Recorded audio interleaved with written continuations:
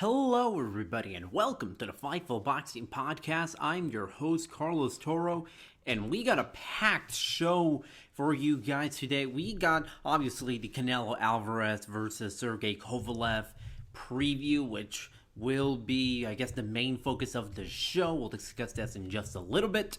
We also got a bit of a recap, the World Boxing Super Series, Josh Taylor versus Regis Prograis.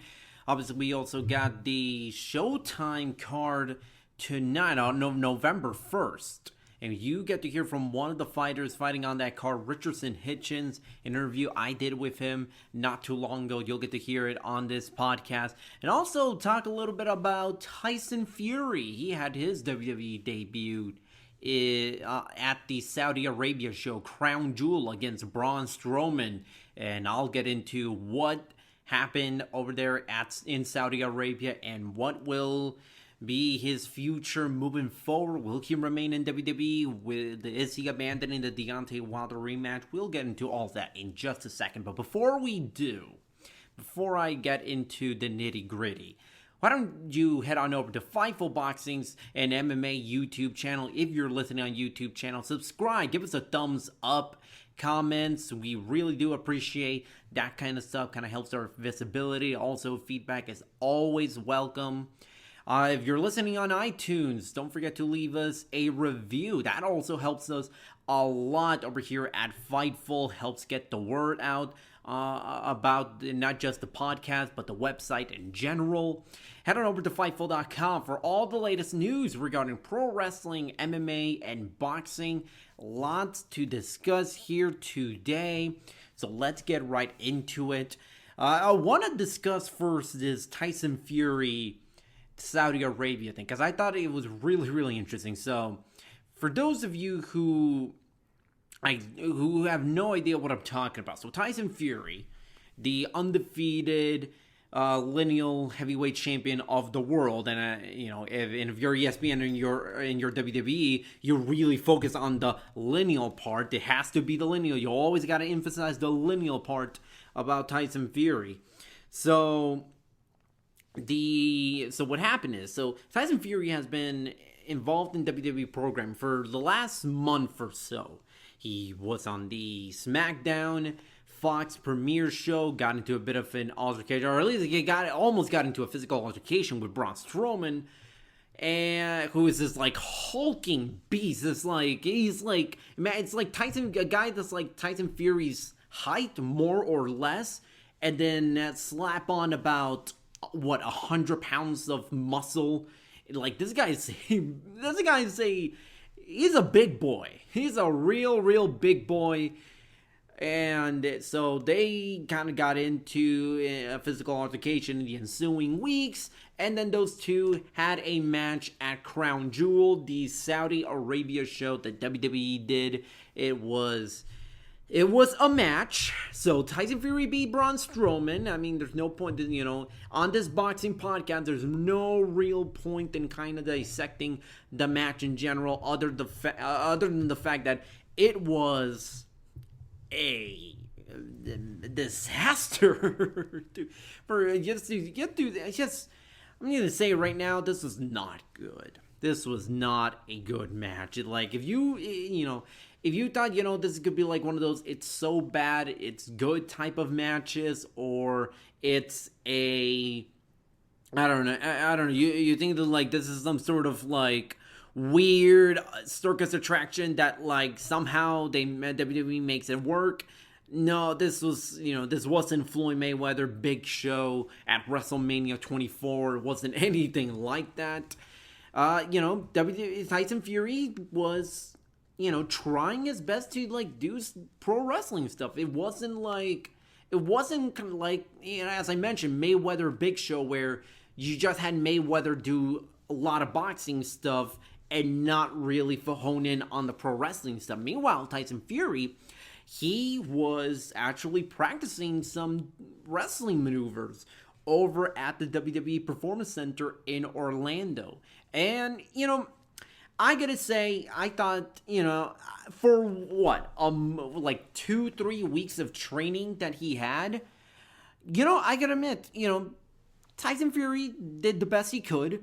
But let's be honest, when you put a guy like Braun Strowman, who's not exactly the most nimble guy out there and not necessarily the most experienced pro wrestler on WWE's roster, you give him the task of trying to make a match against Tyson Fury look good, it's not gonna look good. It was weird, it's clunky, but you know what?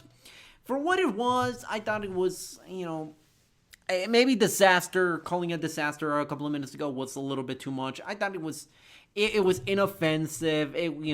Tyson Fury got a big payday. Some reports saying $15 million. I don't know if that's true or not, but it's, Tyson Fury got to accomplish his dream, or at least maybe not his dream, but he got to do something pretty cool with WWE and wrestle for them and be involved in a storyline with one of their top stars.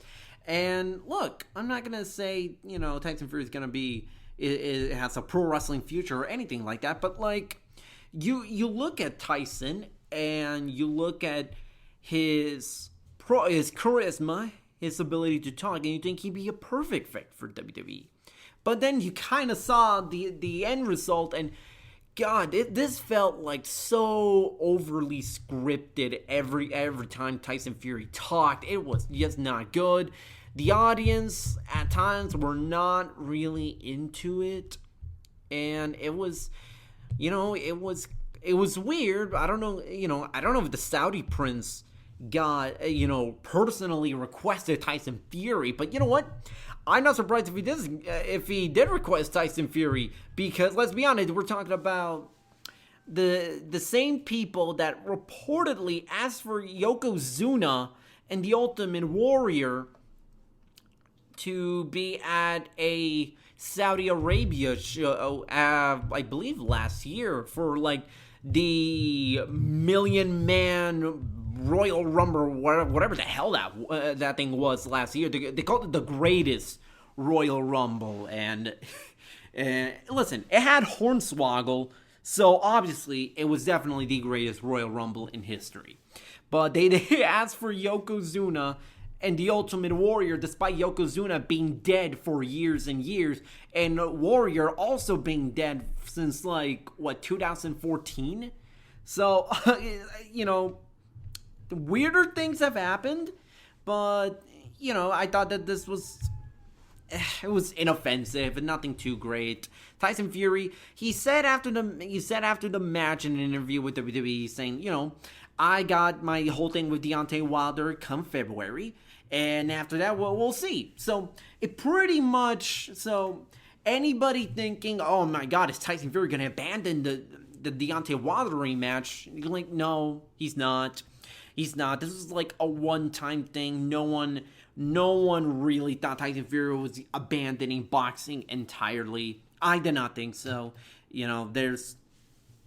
Tyson Fury has the charisma to fit into pro wrestling, but obviously, this whole talk about Tyson Fury saying he's only got 3 fights left. I mean, we'll see. I don't know if the Deontay Wilder rematch is really gonna happen now that I'm in WWE. No, those is all talk. I never for a second believed that Tyson Fury would willingly throw away a rematch against Deontay Wilder for 2020 in favor of a pro wrestling career. It was not gonna happen. I don't think that I don't know if this is going to be the end of Tyson Fury in WWE. Maybe we'll see something come WrestleMania time, depending on what happens in that rematch. If and when it does happen on February 22nd, 2020. And that really was the magic number, the magic date that Fury threw in the interview with WWE. And really that the magic date that everyone has been throwing around for Wilder Fury too. So if it does happen, it'll happen. I'm still at a let's wait and see until it actually happens or it gets officially announced before I really say, oh yeah, Wilder Fury 2 is gonna happen. So because anything can happen from here to February. Wilder still got a title defense against Luis Ortiz in November or later this month actually. And that's not going to come easy. I think Deontay Wilder is going to win that fight, but it's by no means a cakewalk if we're looking at their first fight in March 2018, which I thought was a hell of a fight, especially the second half of that bout. But from the squared circle to, another, type of ring, back to the boxing ring, we just saw what was maybe the new front runner for fight of the year, at least according to some people, between Regis Prograis and Josh Taylor for the World Boxing Super Series Junior Welterweight crown. I thought this was a bloody brilliant fight between Taylor and Prograis. Taylor won. He unified the IBF and WBA world title. So now we got two kingpins of the 140-pound division, Jose Ramirez and Josh Taylor, both holding two unified titles.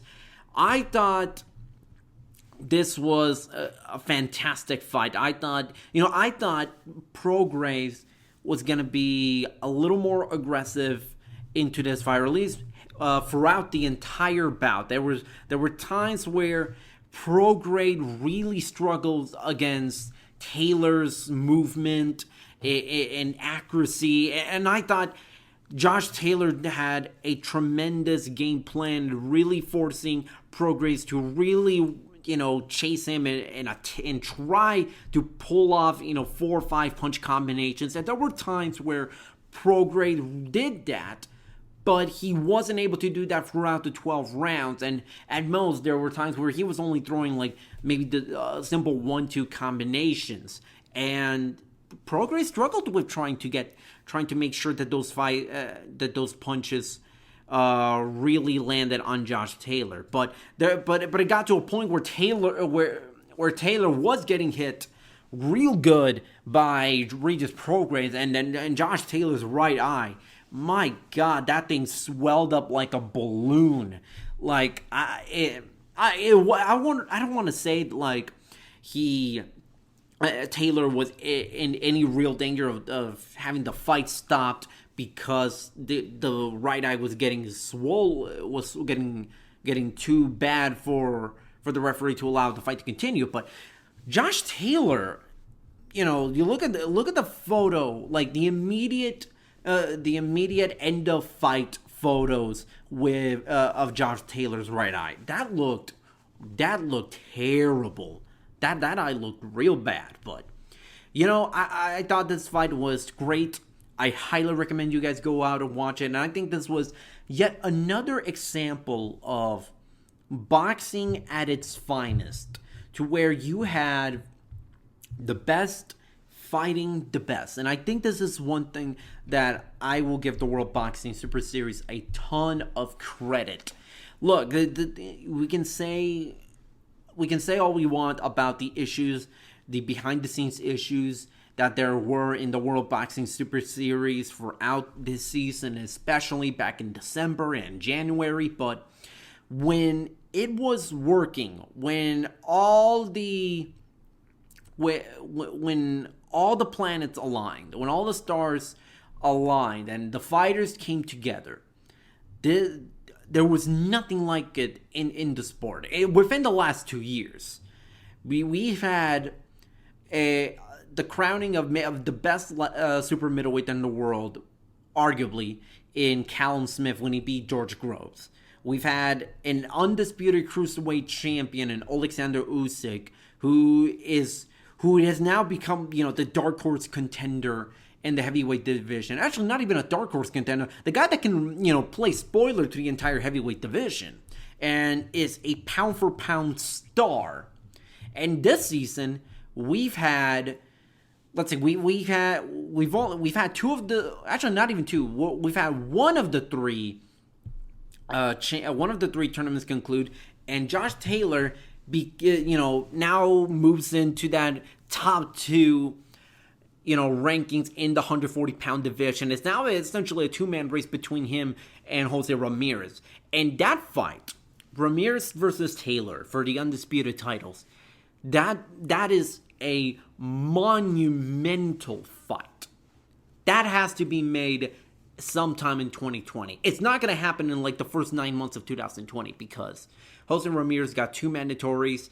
He's got Victor Postal from the WBC, and he's got Jack Catterall for the WBO mandatory.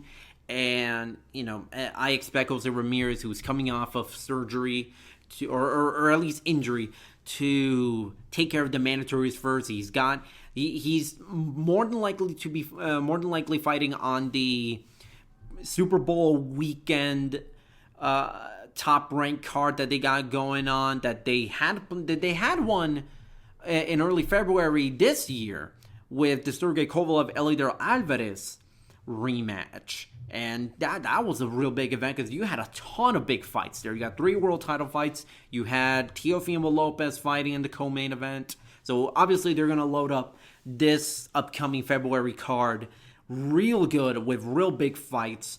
And you got Jose Ramirez. Obviously you put that fight in Fresno. That's going to be an immediate sellout, especially with Ramirez making his first title defense as the unified champion.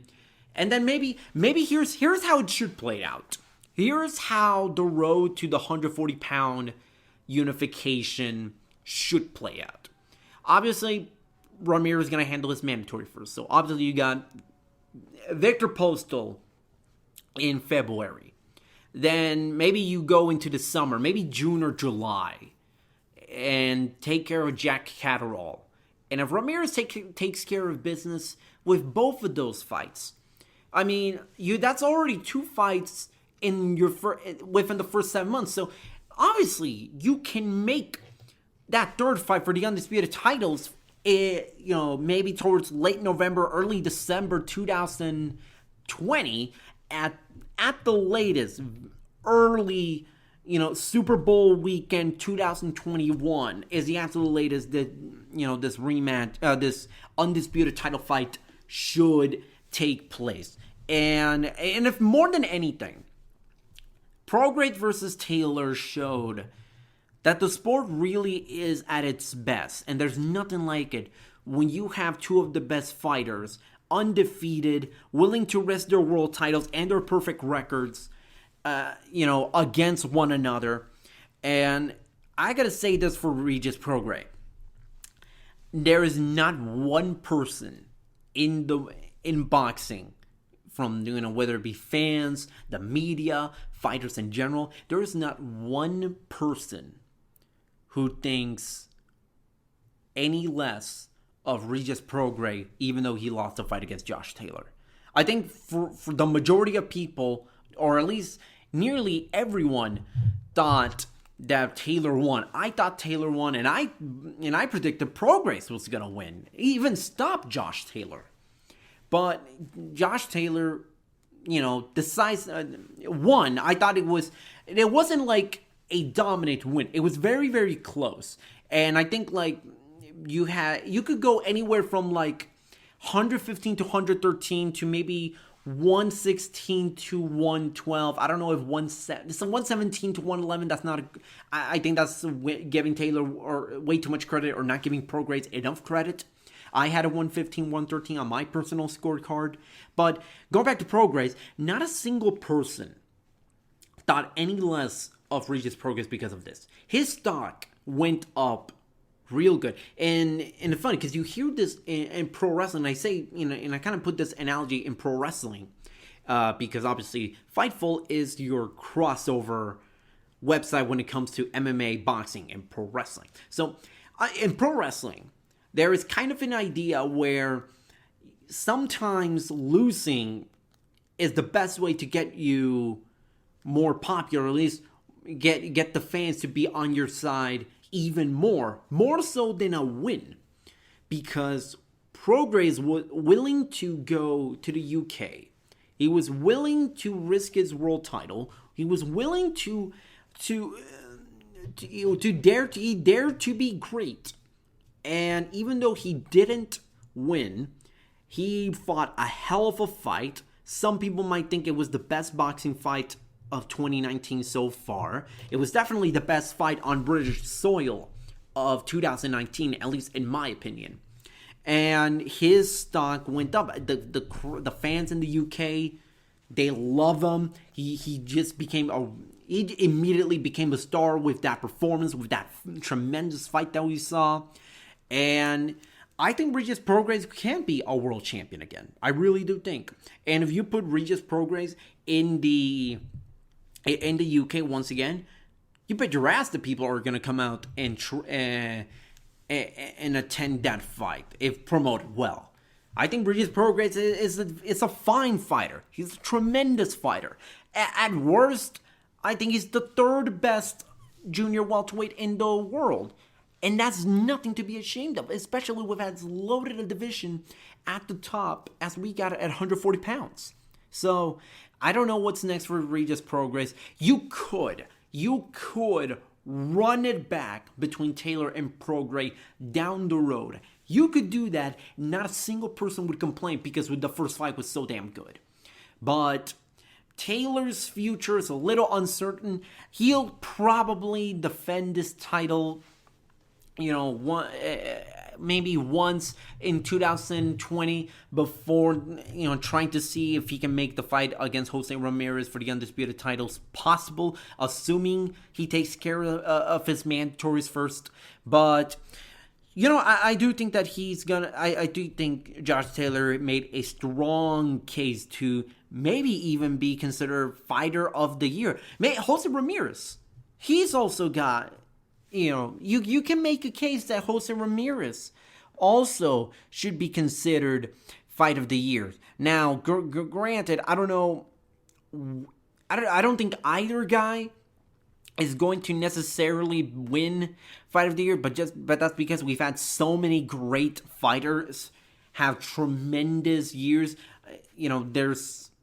And we're not even done with 2019. So there's a lot to wait and see, but obviously Josh Taylor had a tremendous performance. Josh Taylor really became one of the best fighters out there, and I think he's going to be a massive star. And I think a fight between Taylor and Ramirez will be one for the ages. But now we kind of move on to, I guess, the main topic of this podcast, which is obviously Canelo Alvarez versus Sergey Kovalev, WBO Light Heavyweight Championship. I gotta tell you, okay, so I'm just gonna throw out first of all, I'm gonna do my prediction first, and I will explain why. I think Canelo Alvarez wins this fight on the scorecards. Here's why. I think that you look at this fight, and I think it's a very, very solid fight between Canelo and Kovalev. On paper, they could provide us with a tremendous fight. But here's why I chose Canelo Alvarez. Yes, I do recognize the history of fighters trying to move up 2 weight classes in order to win a world title. I do recognize that in recent years we have had plenty of problems plenty of struggles from those fighters who have dared to make them impossible and win 2 weight classes, win the title 2 weight classes up. Mikey Garcia failed, Kell Brook failed, Amir Khan failed, Guillermo Rigondeaux failed. But here's the thing. Here's why I think this is a little bit different for Canelo Alvarez.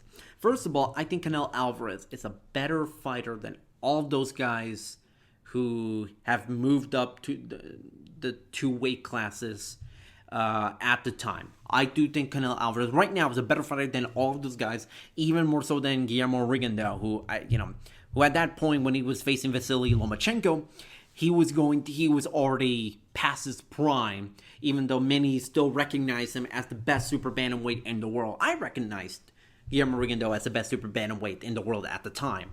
But I don't. But even then, I still think Canelo Alvarez, pound for pound, is a better fighter.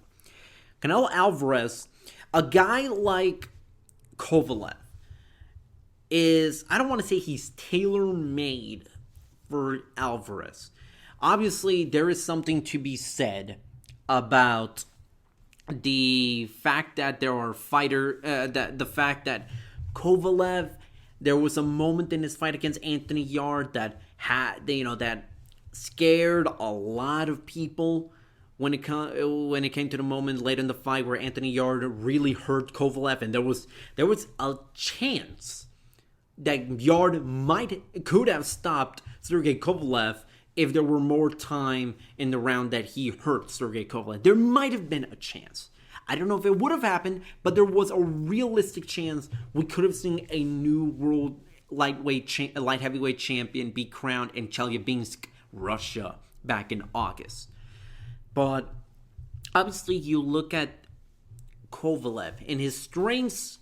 Obviously, you have Buddy McGirt in his corner, who I gotta say, I don't know who should be named Trainer of the Year, but if Buddy McGirt isn't at the top of the list, or at the very least in serious consideration at the top of the list for the outstanding work that he's done with Sergey Kovalev, I just don't know what to say, because he has completely revitalized Kovalev's career. He essentially turned the same Kovalev that was in a firefight against Eleider Alvarez last year, and then fast forward 5 months later, and you got Kovalev just dominating Eleider Alvarez, using the jab and using his ring IQ more so than just simply relying on being the old crusher Kovalev. And then you give Kovalev the fight against Anthony Yarde, and for 11, maybe 10 and a half rounds, Kovalev was making Yarde look real silly. His jab work was incredible. You can make a strong argument that Sergey Kovalev, my mistake, that Sergey Kovalev has the best jab in the light heavyweight division, or has one of the best jabs in the light heavyweight division.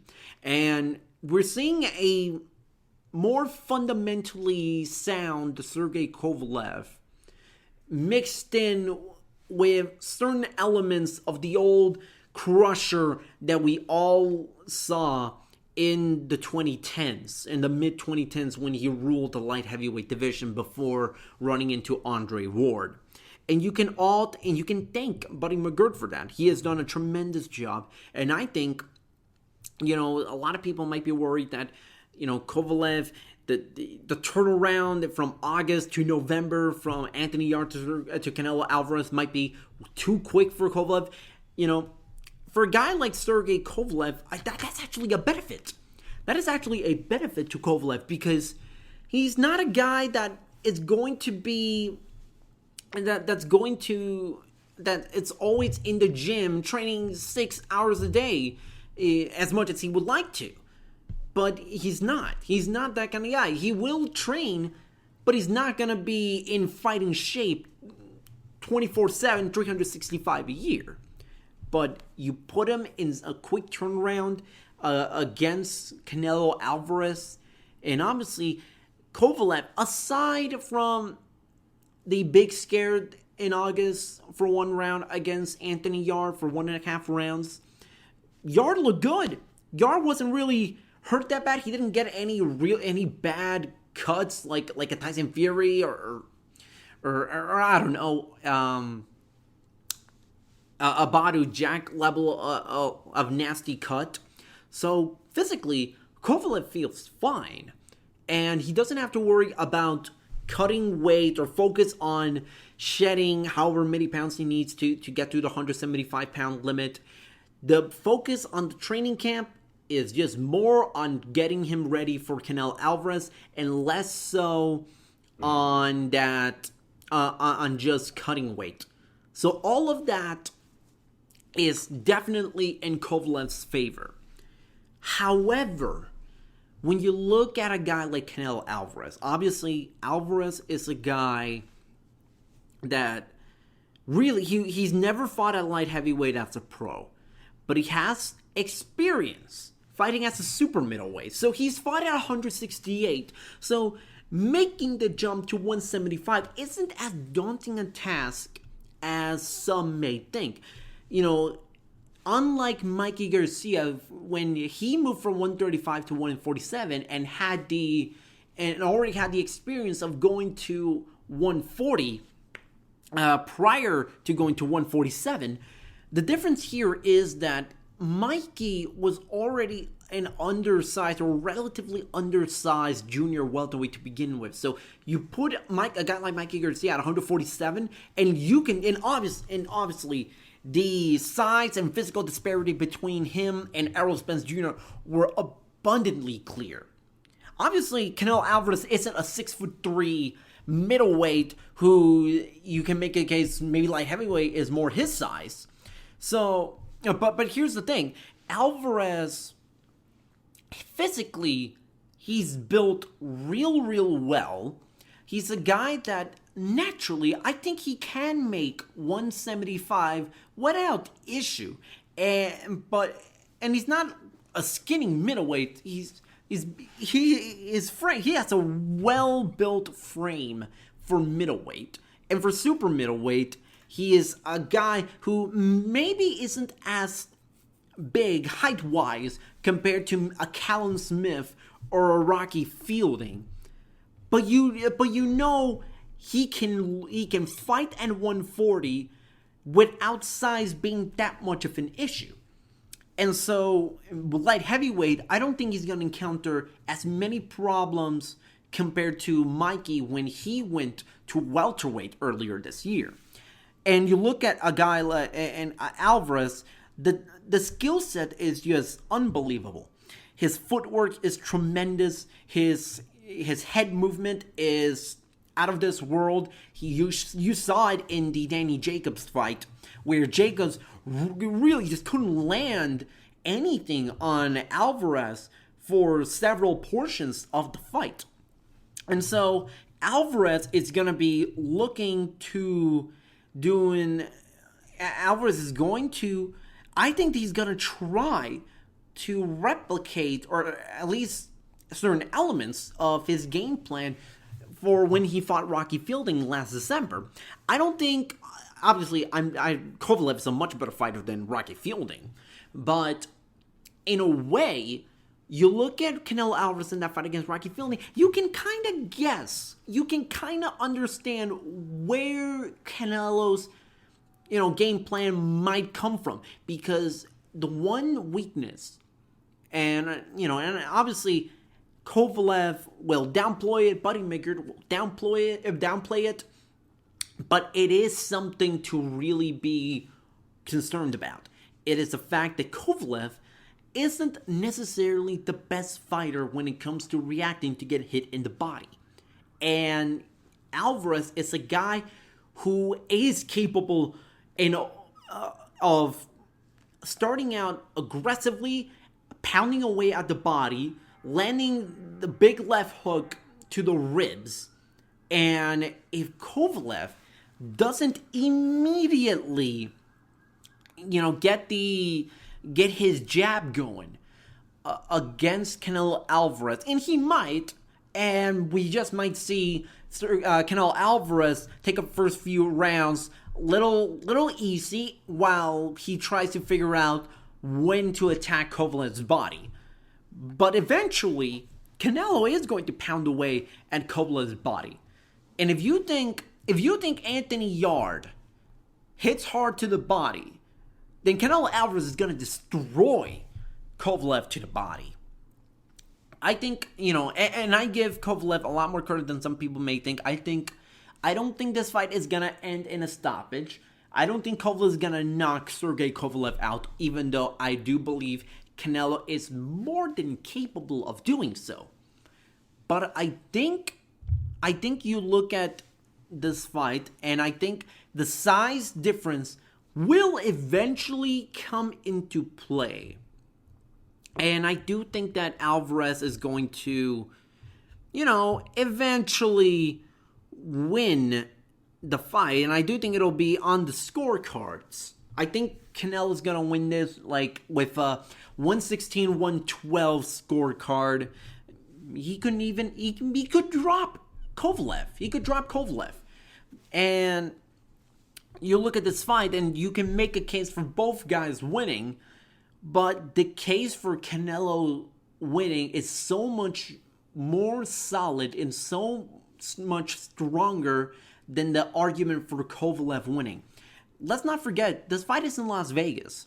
And beating Canelo Alvarez on the scorecards in Las Vegas is damn near impossible unless your name starts with Floyd and ends with Mayweather Jr. I mean, Gennady Golovkin, with 2 unbelievable performances, wasn't able to do it on the scorecards. Danny Jacobs wasn't able to beat Canelo Alvarez on the scorecards. Even though, obviously, it's not because the judges were showing favoritism for Canelo, but the point stands, beating Canelo Alvarez on the scorecards in Las Vegas is damn near impossible. And Kovalev recognizes that. Kovalev, when you ask Kovalev and his team about the judging in Las Vegas, you can tell from their responses that that is something they are aware and maybe even concerned, maybe have that in the back of their mind, in the back of their heads, thinking about that. So Kovalev might potentially think to himself, damn, I gotta knock Canelo Alvarez out just to leave no chance of, maybe some judging shenanigans costing him the title. I don't think that Kovalev is obviously gonna go for the home run swing right from the get-go. But there will come a time where Kovalev will recognize, I gotta knock him out because I sure as hell I'm not gonna win on the scorecards. So I think Canelo Alvarez is gonna win. I think Canelo Alvarez will buck the recent trend of fighters moving up 2 weight classes and failing to capture a world title in their first time out there. I think we're gonna see, for one night only, we're gonna see a Bob Fitzsimmons-esque type of run for Canelo Alvarez for one night only. I'm not saying that Canelo Alvarez is gonna go out and fight and just gonna go to or be a constant presence in the light heavyweight division or a cruiserweight, or as Canelo Alvarez kind of hinted at. I don't think it's gonna go to cruiserweight. I think that's way too much for him, because now you're talking from middleweight to 200 pounds, and for as much as I really like Canelo Alvarez, and for as much as I think he is one of the best fighters, and not the best fighter of this generation, or certainly the most accomplished fighter, or the biggest star, Canelo Alvarez is no Bob Fitzsimmons. He's not the guy that is going to go from middleweight to cruiserweight and have no problems winning a world title there. I don't think it's going to be that easy. But I think we'll see Canelo Alvarez win. I think that this will be a great outing for Canelo, and I think we will see a new WBO light heavyweight champion. But obviously, that's not the only fight on this card. I think that, you look at that undercard, and there is a lot of intrigue in some of the fights in the undercard. Obviously, you got Ryan Garcia versus Romero in the co-main event. And say what you want about Ryan Garcia. You may think that he's being pushed over the moon by Golden Boy, and in terms of him being this generation, the next generation's big star, or at least the next guy to take the mantle and be a massive star. And obviously, you look at social media, you may think that. You may get that impression, but Ryan Garcia, his journey, his boxing career, the last year has really taken a bit of a turn. Ever since he moved in with Canelo Alvarez and his team, with bringing in Ed Reynoso to train him, I personally, maybe it's me, maybe I'm the only one thinking this, I think Ryan Garcia has looked so much better than, in these 2 fights being trained by Reynoso, compared to the other 16 fights that he's had under his belt prior. Because, my God, after the 16 fights, after beating Carlos Morales last September, I thought to myself, I just don't see how this guy is really going to be a generational star or a massive, world champion, leading the charge for Golden Boy Promotions alongside Canelo Alvarez. I just don't see it. But then you look at the fight, then you look at his fights against Braulio Rodriguez and Jose Lopez, and I'm seeing a far more disciplined Ryan Garcia inside the ring. I'm seeing a guy that's not willing to, waste time making careless mistakes, and I'm seeing a much better fighter, a much more advanced, much more evolved Ryan Garcia inside the ring compared to what we saw prior to him being trained by Henry Reynoso. I don't think, I still don't think that Ryan Garcia is going to be this, guy that's going to be a world champion for the next 10 years or anything like that. No. But I can now start to see the potential that Golden Boy has been pushing us, or pushing this narrative onto us. So I think Ryan Garcia, this fight against Romero Duro, I think is very interesting. Romero Duro is a guy, he's got a lot of pop in his hands. I think he's a guy that's very strong. He's very capable of knocking guys out and maybe even giving Ryan Garcia a real run for his money.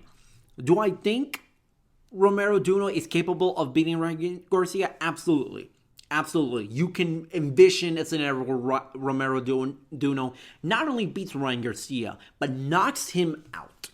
Because let's be honest, Ryan Garcia is still only 21 years old, and he is still, he's still a prospect, in my opinion. He's still a prospect, and he's not, even if he beats Romero Duro, I will still look at him as a prospect. But if you ask me, I say Ryan Garcia gets dropped, but he will be able to score a favorable decision from the judges. I think he beats Romero Duro by a very, very, very close margin. It may even be a split decision, but I think Ryan Garcia wins. It might not be the performance that a lot of people will be looking for. And in some regards, even if the fight goes to the scorecards, even if Ryan Garcia wins and dominates, it's going to be a failure because obviously you have this whole issue with Golden Boy Promotions. And then you have the whole thing with Garcia, with Ryan and Oscar De La Hoya and the mess they had with the Avery Sparrow fight falling through and all that kind of stuff. And obviously, after all of this, after the big contract, or at least what they claim, the biggest contract for a prospect in boxing today, or even in boxing history, him not knocking out Romero Duro, I think some people will look at that as a failure. I don't. I will have to wait and see how the fight turns out. But I think Ryan Garcia wins this on the scorecards. Whether he not gets a title shot in 2020, that remains to be seen. I don't think he's ready, regardless of what happens. So that's gonna be something worth watching out for. And you obviously got the rest of the undercard: Bakram Mortasaliev versus Jorge Fotea. For the I thought this is a really good junior middleweight matchup. Bakram is one of those guys that comes in from Russia that a lot of people really are high on, and obviously he's looked pretty good as of late. This is his third fight this year. His first two fights scored stoppage victories. He hasn't fought anyone of note yet. but you can start to see that there is potential in Bakram, especially in a junior middleweight division that really, it seems to be shifting almost on a monthly basis. It almost seems like champions losing their titles, contenders once thought that were not going to be a contender for very long suddenly emerges as someone to watch out for. So, Bakram is going to be a guy that will be pretty good to watch out for.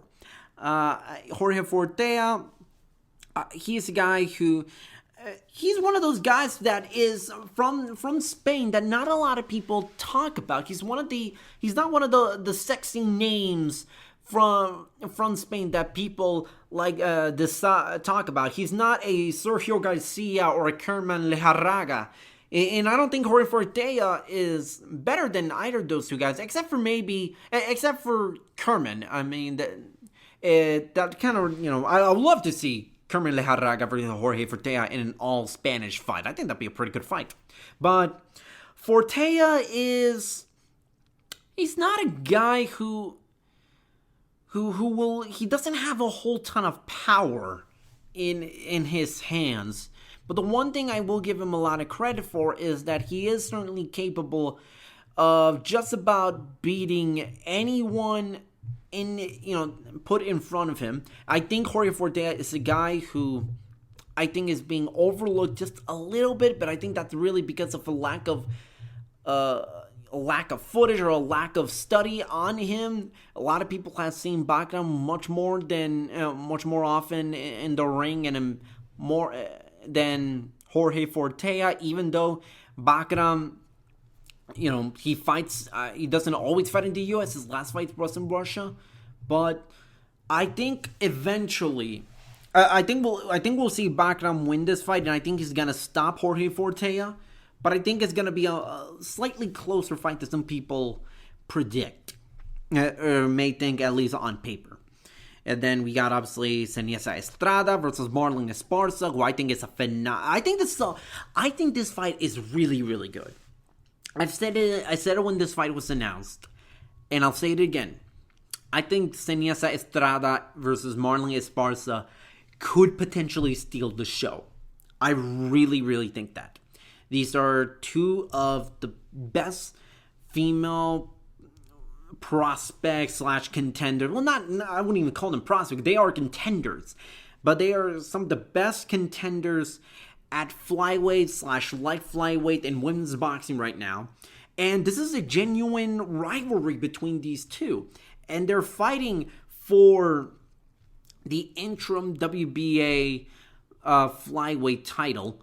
And obviously, the winner could potentially see herself eventually fight someone like Naoko Fujioka, who I think not a lot of people know, but Naoko Fujioka is, I think in my opinion, she's a top 10 pound-for-pound fighter. Even at 44 years old, I think she is a tremendous fighter, and she holds the WBA flyweight title.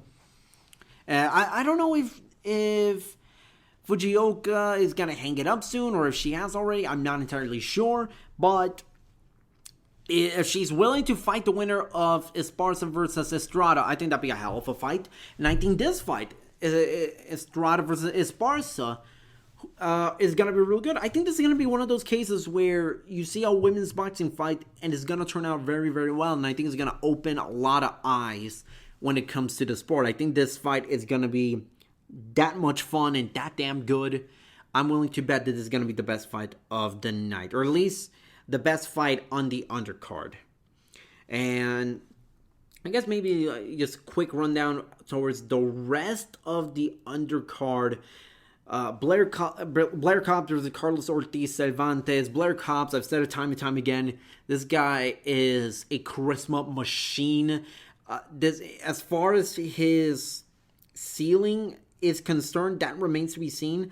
I don't think he's going to be a world champion, at least from what I'm seeing. I think there's still a lot of things about Blair Cobbs that I think it's very unpolished, and I think that he's not a guy that can really fight a true top welterweight or even a top welterweight fringe contender, and you reasonably see Blair Cobbs winning. Because I think he's, there's a lot of talent there, but it's raw. He leaves himself open to getting hit a lot, but for the audience, that's great because that means we get an awesome back and forth firefight between the two. And Blair Cobbs, he's the guy. He has the look. The guy has a ton of charisma. He's a great talker. He is a star.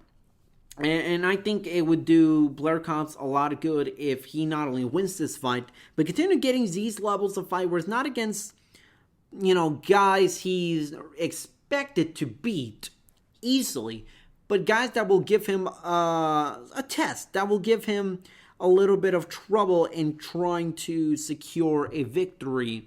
And I think Blair Cobbs, he could be a solid contender. I just don't think he's going to be a world champion based on what I've seen right now. But I got to tell you, Blair Cobbs might be one of my top 5, top 10 favorite welterweights right now to watch. He is that much fun right now, and he is so charismatic. I just gravitate towards watching his fights regardless of who it is against. You got Mayweather Nursultanov versus Christian Olivas. Nursultanov is not, from Kazakhstan, really is a guy who, another guy who is really being looked at as a potential player in his respective weight class, this time being at middleweight. I just don't, he's no Gennady Golovkin. He's not going to be the next middleweight Kazakhstan fighter to dominate the division for the next 10 years. He's not. But I think he's gonna do well. I think Olivas, he's a guy who, he's on a 3-fight losing streak, and all 3 fights were against guys that were right around Nursultanov's level, and I just don't see this. I just don't see this fight, being any different than the other 3 fights, like a Bilal Akaway, Tyler Howard, or a Johnny Beck, Alim Kanuli. But he's tough. He's very tough, and I don't think Nursultanov's gonna run him over, as some people might think. But I think he's gonna win on the scorecards fairly easily. And lastly, Evan Holyfield, the son of Evander Holyfield, making his pro debut. He's a guy, he was signed by Main Events, the same company that promotes Sergey Kovalev. He's fighting Nick Winstead. Not much to say right here, except he's Evander Holyfield's son. I have not had a real good look at Holyfield, so I'm really looking forward to seeing how he fares against Nick Winstead in his pro debut. So, kind of going into this final portion, or at least one of these last 2 final portions of the show. And later tonight, as of this recording, it is not necessarily, it is maybe 10 hours before we get this Mayweather boxing card from Las Vegas. Is going to be aired on Showtime. It's the ShowBox, the New Generation card, the series of events where you have guys, prospects, getting the opportunity to fight on national TV, in what usually is pretty decent scraps, depending on the type of fighters that are on tap. And this fight so we got a quadruple header. Xavier Martinez versus Jesse Chris Rosales, which I think could be a pretty decent fight. I like Xavier Martinez a lot, and Jesse Chris Rosales, he's a guy who's got who's fought guys like Johnny Gonzalez and Shakur Stevenson. He hasn't looked all that great as of late. I think Martinez is gonna beat Jesse Chris Rosales. But the one of the few fighters that I really have my eye on in this card is Richardson Hitchins. So, Richardson Hitchins, if you have been in the Brooklyn area or follow Brooklyn boxing the last couple of years, You obviously know who Richardson Hitchins is. He's fought at the Barclays Center tons of times already in his young career. He's from Brooklyn. He represented Haiti in the 2016 Olympics. He's 9-0. He is certainly a very, very solid prospect. And he is joining me right now on the Fightful Boxing Podcast. I spoke to Richardson Hitchins not too long ago, and here's what we have to talk about regarding his career, his start, how he got into boxing, his upcoming fight against Kevin Johnson, his goals for the 2020 and more. So without further ado, here is Richardson Hitchins on the Fightful Boxing Podcast. Carlos Toro here from Fightful. I'm talking on here, joined on the line by the undefeated former Olympian Richardson Hitchins, who's fighting on the upcoming ShowBox, the new generation card from Las Vegas on November the 1st. He'll be taking on Kevin Johnson. Richardson, how are you doing? How has training camp been going along? Just about a week from the fight, less than a week from the fight. I'm good. Everything good. Just ready to just shed these couple pounds off and get this fight going on. You know, you've fought most of your fights in your hometown of Brooklyn, and I know since I've seen the majority of them ringside, but this is I believe, your second time fighting outside of Brooklyn. How's the travel and preparation for a fight like this, compared to being being able to train and fight basically in your backyard? It's nothing really different. I mean, it's kind of like the amateurs, and my hardest fight up to date in the professional ranks was in Vegas. So it's kind of the similar situation, just coming out of Vegas. When I fought Treshawn Wiggins, he was like a tough test, and it was my first time going 8 rounds, and my first time fighting in Vegas. And this is my first time fighting my first 10 rounder, and it's gonna be in Vegas. So it's kind of like the same thing. Plus, I got a lot of experience from traveling and fighting in different places and different countries and. You've had a number of fights already as a pro, and you're already in 8 rounds now, about to go to 10 rounds. As you're racking up wins and your career is starting to progress, what are some things do you feel like you still kind of need to work on?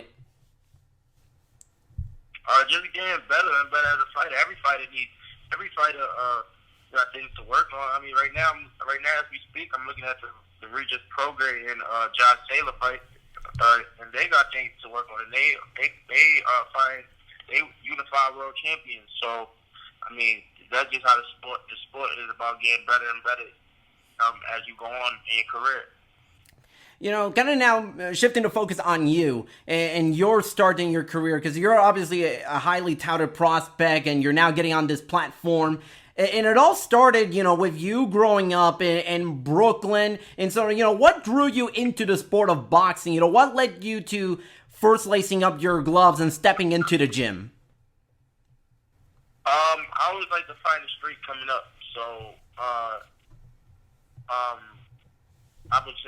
found a box. I was on YouTube one day just looking for boxing to near me. I was free. I kind of thought like it was impossible to find a free boxing gym, because everywhere I Googled, it was always like you got to pay for lessons and all that. And the gym that I found was crazy. It was free, and it was the best boxing gym in the nation.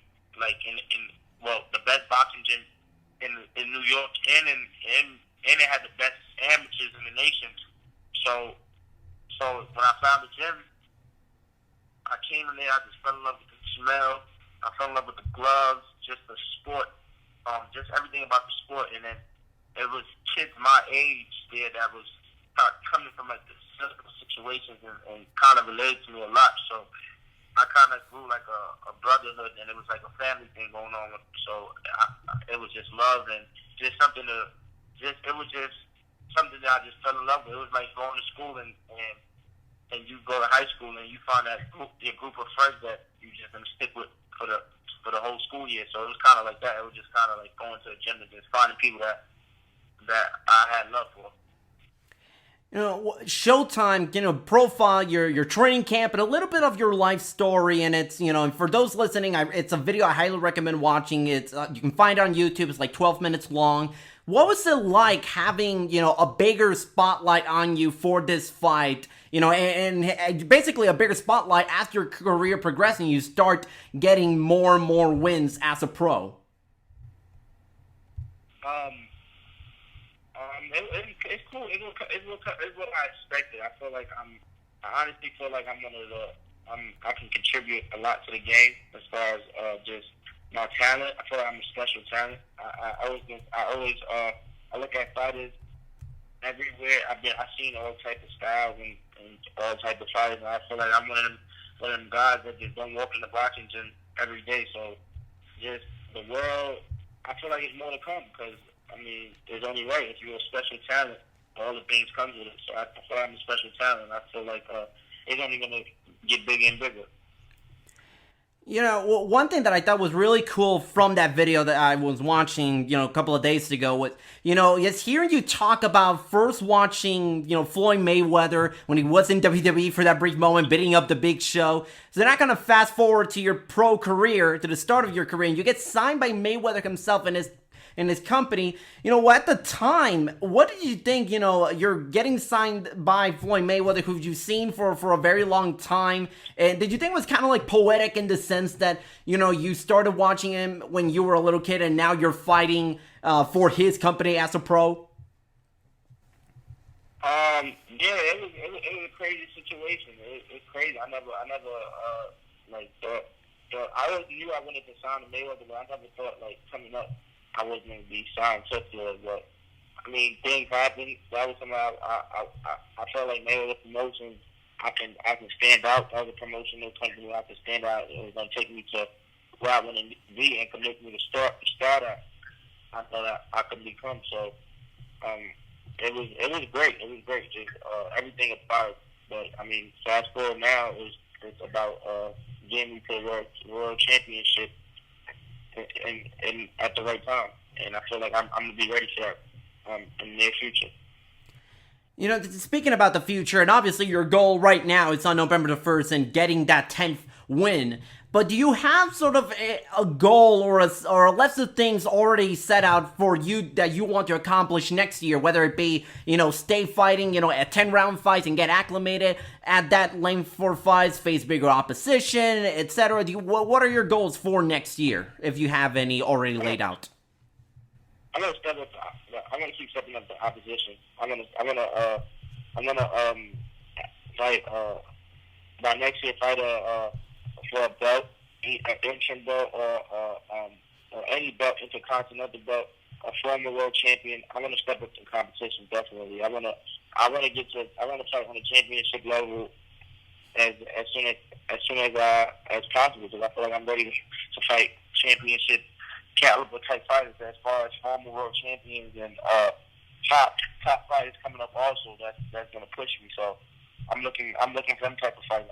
I feel like it's the perfect time. I'm only getting older, so it's time to step up to competition. So I don't want to just and I feel like with my skills and my experience in the sport, I don't think I got to be guided like other young fighters got to be guided and fighting mediocre fighters and building their records. I feel like just throw me to the wolves and just see it and watch me come out on top. Back to this fight against Kevin Johnson. I know you've probably taken a look and already have sort of a bit of a game plan already in place. Without kind of going way too much in detail around that, but should the people watching your fight next Friday, should they expect, an aggressive, fast start, try to use the jab, establish the rhythm early against a fighter like Kevin Johnson? I don't know. I'm a thinker. I'm a thinker in the ring, so whatever goes on or whatever's working for me, that's what I'm gonna stick with. If I can see I can step it up and take it to him, I can take it to him. If I can see I can outbox him, I think I'm real seasoned. So my age, but a lot of people don't know that. I don't want to sound like I'm bragging, none of that, but people that around me, top pros that's been in the ring with me know I'm real seasoned for my number of fights. I don't fight like a person that got 9 fights, so I'm real seasoned. So I think that's gonna make the difference. Like me being able to adjust and just get the job done. But I think my main focus is to stay composed on Saturday night and just just get comfortable, because it's kind of a different stage. It's gonna be on television, and it's gonna be in front of I'm the co-main event, so it's gonna be in front of a big crowd. And I know a lot of people gonna come out to support me and watch me fight. So it's just about staying comfortable and just staying composed in the ring. So that's kind of like my main game plan. Once that happens, everything's just gonna fall into place. You know, I've followed you since your pro debut back in 2017. I was there ringside watching it, and even from then to now, I've noticed that you really have grown as a fighter, and you really have matured in the ring, and you certainly may have spent some time this summer. You've trained alongside the likes of, Gervonta Davis, and, you have a deep friendship with guys like Erickson Lubin, a lot of top names, as you mentioned, you've sparred and trained with. Do you kind of look at this fight as sort of opportunity to really showcase what you've learned, especially this year, and sort of set yourself apart from the rest of the top prospects in your weight class? Yeah. I feel like I'm the best. I honestly feel I'm the best young fighter in boxing. I honestly feel like I'm up there with just all the top prospects they talk about: Devin Haney, Shakur Stevenson, myself. I feel like I'm the top caliber fighter, just like that. Just young, special guys. So the world never got to see it. They've been fighting on TV and had the opportunity to showcase their talent. So. From now on, I'm going to be on television a lot more, so the world is going to get to see what I bring to the table and what I can contribute to the game. So, it's the start of something great. Lastly, you've beaten your last 2 opponents inside 3 rounds. Do we expect a similar result come November 1st? Is that your prediction? I don't know. The kid is tough. From what I'm hearing, he's tough. But boxing, when you come in the ring, is you gotta be tough. Once you step in the ring, you gotta have some type of heart. So that's not nothing that's like it's not something that him being tough ain't something that's gonna help him. If he run into something, it could be an early night. If he could take time, if I punish him to his corner when to stop it, ref when to stop it, either way. But my main thing is to go out there, stay composed, and get the victory the best way I know how, and win it in impressive fashion. My goal for this fight is to show that there's levels, and a kid like me they gotta step it up. I want them to keep stepping in the conversation. I'm on a whole different level, so I just want to show that. Richardson, thank you so much for taking time to talk to me. Best of luck in your fight November 1st, and best of luck in your career moving forward. Thank you. I appreciate it. And that was Richardson Hitchins. I really like Richardson. Richardson's a cool cat. Cool, calm, and collected. In the ring, you can start to see why he's a guy that a lot of people think he could potentially be a world champion or someone that could be a real player at 140 pounds. Funny enough, when I spoke to Richardson Hitchins, it was in the middle of the Josh Taylor Regis Prograis fight. We were talking in the middle. It was like in the 7th round where he was talking about that. Kind of edited that part out because he was kind of giving his live commentary. So obviously we didn't get to. So be kind of weird to just talk about a fight as we were watching it after it already happened. But regardless, I really like Richardson Hitchins. He's a guy that I really think he could be something down the line. I don't think he's gonna be ready to take on top 15, top 10 guys next year. Maybe in 2021 we will. But I certainly do see a lot of potential in Richardson Hitchins. That's how good I think, and that's how great his ceiling is. He's only 22 years old. We sometimes get lost on the on some of these younger guys like Shakur Stevenson and Gervonta Davis and David Benavidez, and they win world titles at such a young age. Not every fighter is built that way, and that's okay. That is a-okay. That's no problem. There's no shame in developing yourself throughout the first 4 or 5 years and sort of building up your record, getting more experience before you face the bigger names. And, Hitchins has not fought any noteworthy names. The biggest name is throughout his career before Kevin Johnson is Treshawn Wiggins, who, it's nothing too spectacular. I mean, it's not a terrible win. It's not a bad win. I mean, he's a guy that can fight tough prospects and do really well. But, he's still not Hitchins is not at a point where he's fighting top 10 guys. But I think he will. I think there will come a point where he will be ready to fight those top 10, top 15 guys. And I think he's certainly going to be someone to watch out for. Other fighters are going to be on this Mayweather Promotions card on ShowBox, a new generation on Showtime on November 1st at 10 p.m. Eastern. You got, as I mentioned, Xavier Martinez versus Jesse Cristo Rosales, Richardson Hitchins versus Kevin Johnson, Rolando Romero versus Juan Carlos Sordones, and lastly, you got, if I'm not mistaken, Kevin Newman II against Marcos Hernandez. So obviously you got those 4 fights. They're really good. Over on the on Mayweather Promotions YouTube channel, you actually have the rest of the undercard that will actually be shown on Facebook. So you're going to get a chance to see the entire card. You're going to get a chance to see the whole card. So if you wanted some free boxing on Friday night, this is where you go. Mayweather Promotions Facebook page. And obviously, I'm really looking forward to seeing the fights. I think it's going to be a very fun night of boxing for the Mayweather Promotions family. And before we go, kind of a bit of a rundown of the Showtime and FS1 cards that we got running right around the same time as the Canelo Alvarez versus Sergey Kovalev card. Obviously, the top breakout, you got Miguel Berchelt versus Jason Souza for the WBC super featherweight title. Berchelt is one of the best super featherweights in the world. That kind of goes without saying. Souza is not being looked at favorably. I don't know why.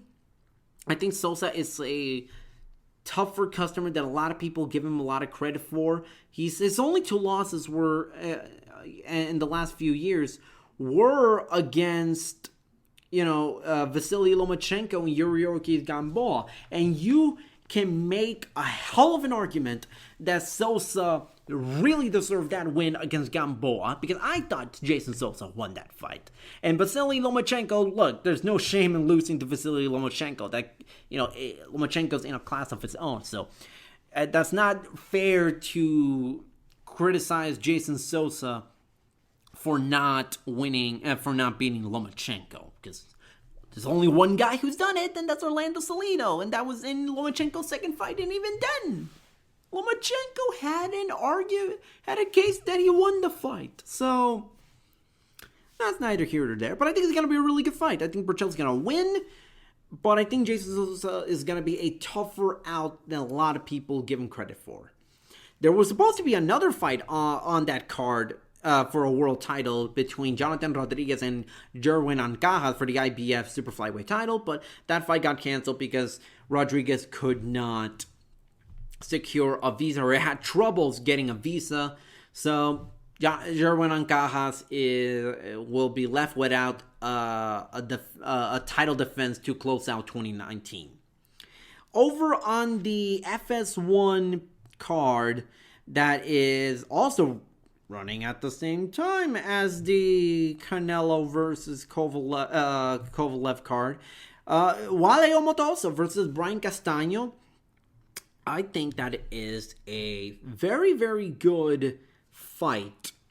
I think at 154 pounds, I think Omotoso has really turned heads with that win against Curtis Stevens. Now, granted, Curtis Stevens is, he's way past his prime. Shouldn't have fought 154 pounds. But the fact that Omotoso just dominated Curtis Stevens the way he did, that really turned a lot of heads.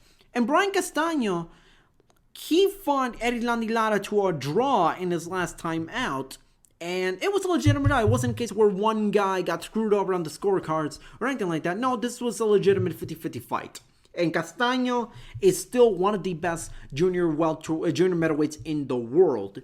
And I think we're going to see a pretty good fight. I think we're going to see, Castaño have another tough out. I think Omotoso, there is something to be said about getting a win over Curtis Stevens in the manner that he did. I think Omotoso's coming into this fight with a ton of confidence. And I think that confidence is going to play a big role in this fight. I think Castaño is going to win this fight, narrowly winning on the scorecards. But I'm looking forward to this fight. If you don't have a DAZN subscription, you're not bothering getting one, and you don't want to watch ESPN, but you still want to watch boxing, this is your fight. This is the fight you want to watch. This is the fight that you want to check out. And lastly, before I forget, because this is just a loaded boxing weekend, lastly, I do want to at least acknowledge the Matchroom card that we have tomorrow on November 2nd in the afternoon, early evening. Christina Linardatu versus Katie Taylor for the WBO junior welterweight title. Taylor, the undisputed lightweight queen in boxing. She's going to be moving up in weight to challenge for Linardatu's world title. You got on the undercard Anthony Crolla, Martin Bacoli, Gamal Yafai, Dalton Smith, Terry Harper. You got some really decent names on this undercard, but obviously the focus is on the main event. Taylor, obviously, she wants to win a world title in the second weight class, and I get that, but it's a damn shame we didn't. The rematch against Delphine Persoon was not made, because I think Persoon really deserved at least another shot at the undisputed titles. I really do think that it should have been that should have been the fight to make next. But listen, Christina Linardatu is someone who's sure maybe like 20 people have seen Christina Linardatu fight, and I'm talking about online.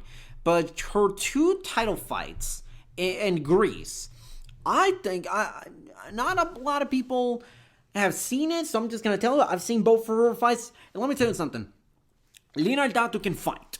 I think this is going to be a real good fight. I think Katie Taylor, I don't think she's going to encounter too much trouble making the jump from 135 to 140 pounds, but she's going to be in a hell of a firefight against Christina Linardatu. She dominated Candy Wyatt when she first won the title back in March, and I think we're going to see Linardatu really give Katie Taylor a ton of trouble. Maybe not as much as Delphine Persoon did, but I think this is going to be a closer fight than a lot of people predict. I think Taylor's going to win this fight, and what's going to be really interesting is seeing what will happen next. Is Katie Taylor going to vacate the 140-pound title? Is she going to stay at 140 and just abandon the lightweight division entirely? Is she just going to opt to try to go for a fight against Amanda Serrano, which I think that fight should also be made, regardless of the weight class, because I think both fighters are more than capable of fighting each other in a multitude of weight class, whether it be a 135 or 140. Both, by the time if that fight gets made, both have fought world title fights at 140 pounds. So I think you can make that fight virtually any weight class that those two have fought at, and it will be no problem whatsoever. But I think Katie Taylor will win this fight. I think it's going to be close on the scorecards, and I think it's going to be a real good fight. I recommend watching this fight. I'm going to say this right now. The two notable women's fight, Linardatu Taylor and Estrada Esparza, I think they're going to be very, very good. I'm really, really good that I'm really happy that they're going to be featured prominently on the Zone this weekend. So that about wraps it up for this edition of the Fightful Boxing Podcast. You can head on over to FightfulBoxing.com for all the latest news in pro wrestling, MMA, and boxing. I'm Carlos Toro, FightfulBoxing.com. Leave us a review on iTunes, on YouTube, whatever. You can check us out on all podcast platforms. Carlos Toro with the Fightful Boxing Podcast, signing out.